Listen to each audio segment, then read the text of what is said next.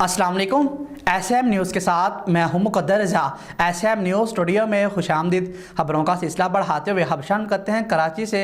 मुल्क भर की तरह कराची में भी शोहदाए करबला के चेहलम के मौका पर जुलूस निकाले जा रहे हैं। इस मौका पर सिक्योरिटी के सख्त इंतजाम किए गए हैं। इसी हवाले से मज़ीद तफसीलात से आगाह कर रहे हैं कराची से ब्यूरो चीफ जुल्फ़कार अली। जी जुल्फ़कार, बताइएगा क्या तफसीलात हैं आपके पास?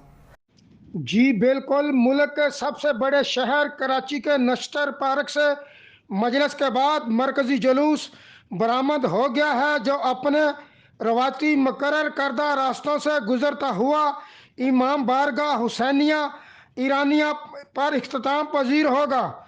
कराची में शहदाए करबला के चहलम के मौका पर सिक्योरिटी के सख्त इंतजाम किए गए हैं। जुलूस की गुजरगाह की तरफ आने वाले रास्तों पर कंटेनर रख दिए गए हैं।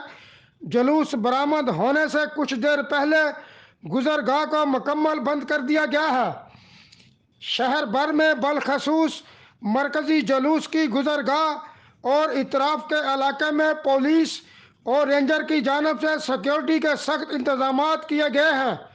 जुलूस की गुजरगाह की बम डिस्पोजल स्क्वाड की जानब से सर्चिंग भी की गई।